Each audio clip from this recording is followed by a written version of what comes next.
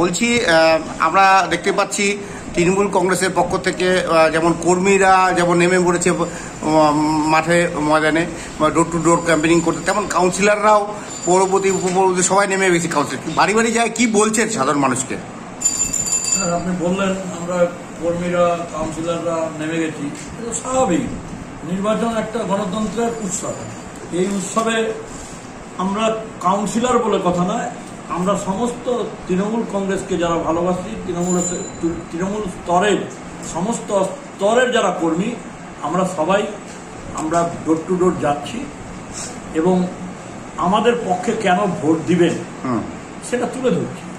তো এটা তো পশ্চিমবঙ্গবাসী সবাই জানে যে আমাদের 2011 সাল থেকে মাননীয় মুখ্যমন্ত্রী মমতা বন্দ্যোপাধ্যায় যেভাবে একটা শিশুর জন্ম থেকে নিয়ে একটা পরিবারের বৃদ্ধ বনিতা যারা আত্মীয় বিয়োগ হয়, সেই 74টা প্রকল্প যেটা সমাজের প্রত্যেকটা শ্রেণীর সম্প্রদায়ের সমস্ত সম্প্রদায়ের মানুষ মানে মানব সমাজ এক কথা বললে সবাই উপকৃত হচ্ছে, আর সেই উপকৃত হওয়ার কথা তুলে ধরছি।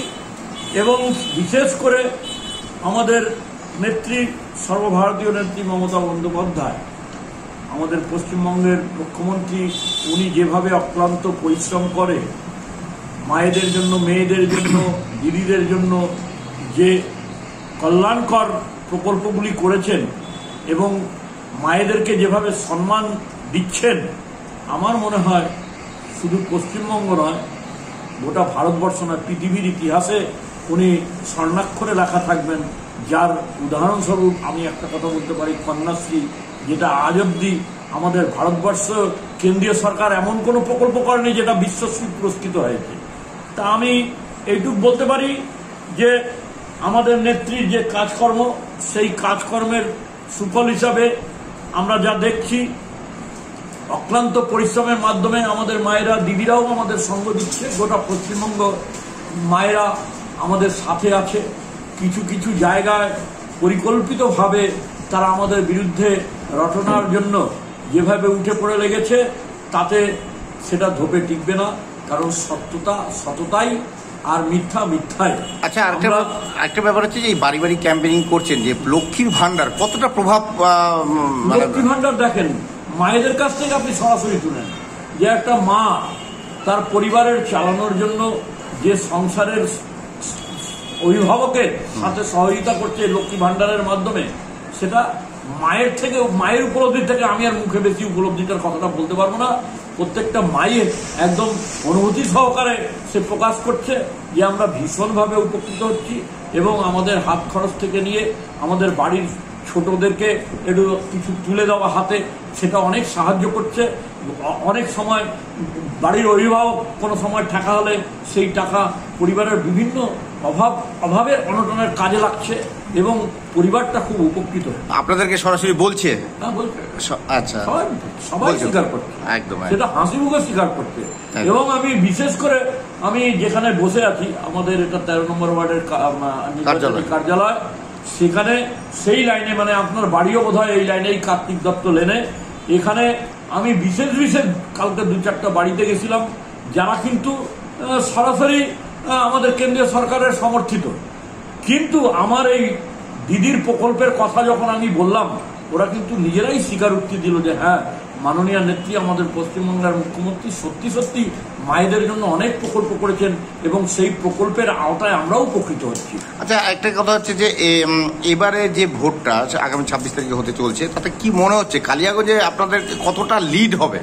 কালিয়াগঞ্জের শুধু নয়, তবে হ্যাঁ, আপনি বলেছেন ঠিকই, আমরা আমাদের জায়গাটারই চিন্তা করব। আমি পশ্চিমবঙ্গের সাথে সাথে কালিয়াগঞ্জের মিরাকেল ঘটবে, এটা দেখবেন। আগামী যখন 4 জুন নির্বাচনের ফলাফল ঘোষণা হবে, তখন চোখে দেখতে পারবেন যে কিভাবে মানুষ আমাদেরকে সমর্থন করেছিল, যেটা ভাবার অতীত।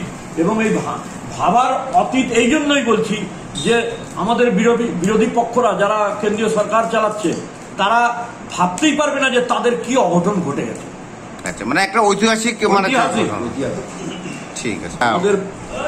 আমাদের 5 নম্বর রায়গঞ্জ লোকসভা কেন্দ্রের আগামী 26শে এপ্রিল যে নির্বাচন হতে যাচ্ছে, মমতা ব্যানার্জির আশীর্বাদ ধন্য প্রার্থী তথা বলিষ্ঠ সমাজসেবী শিল্পপতি এত ভালো মানুষ, গোটা উত্তর দিনাজপুর জেলার সকলের পরিচিত, বিভিন্ন বেকার যুবকদেরকে অন্তত 1000-5 ছেলে তার বিভিন্ন সংস্থায় বিভিন্নভাবে নিয়োজিত এবং এমপ্লয়মেন্ট এনগেজমেন্ট আছে, এবং তিনি যে এত সুরক্ষা দিচ্ছেন, এত মানে ত্যাগ করছেন, তাকে জেতানোর জন্য মানুষের কাছে নাম বললেই তিনি কৃষ্ণ কল্যাণীকে কৃষ্ণের মতনই দেখছে সবাই। জেতার পর তার কাছে তো আপনাদের অনেক প্রত্যাশা আছে।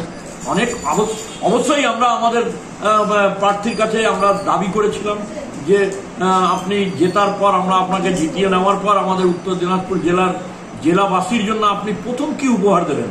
উনি প্রথমেই বলেছিল যে জেলাবাসীর জন্য, সুস্থ থাকার জন্য প্রথমেই আমি দাবি করব যে দক্ষিণ ভারতে যাতে জেলাবাসী সুচিকিৎসার জন্য যাতে ট্রেনের ব্যবস্থা হয়, ব্যাঙ্গালোর চেন্নাই যাওয়ার একটা সুপরিকল্পিতভাবে যাতে আমরা অসুবিধা ফিল না করি। আমাদের এখানে একটাও ট্রেন নাই, দিল্লি যাওয়ার একটা ট্রেন ছিল, তাও বিজেপি সরকার বন্ধ করে দিয়েছে, এবং লোকাল ট্রেন অদ্ভুত লাগে এখানকার নাগরিকদের পরিষেবা দেওয়ার জন্য। আমার মনে হয় বিজেপি বন্ধুদেরকে আরো একটু উদ্যোগ নিয়ে আগ বাড়ায় ডিআরএম এর কাছ থেকে জানা উচিত যে 10 টাকার টিকিট কেন 30 টাকা নিচ্ছে লোকাল ট্রেনে। উঠলেই সেই করোনা আমল থেকে 2019 সাল থেকে এখন অব্দি মানে ট্রেনে উঠলেই 10 টাকার জায়গায় 30 টাকার টিকিট কাটতে হয়। তো আমাদের প্রার্থী যখন জিতবেন, আমাদের গোটা উত্তর দিনাজপুর জেলা শুধু নয়, উত্তরবঙ্গের সুবিধা, যদিও উত্তরবঙ্গে অন্যান্য ট্রেন দক্ষিণ ভারতে যাওয়ার ব্যবস্থা আছে, কিন্তু বিশেষ করে আমাদের রাধিকাপুর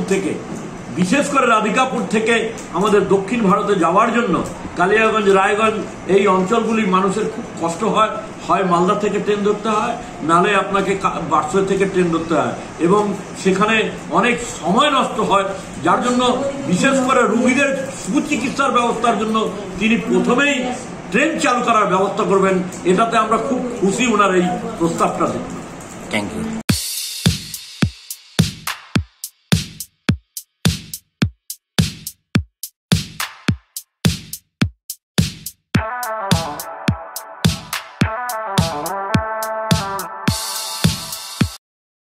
আপনি কি একজন বই প্রেমী, কিংবা আপনি কি বই পড়তে ভালোবাসেন, কিন্তু আপনার পছন্দ মতো বই কোথা থেকে ক্রয় করবেন ভাবছেন?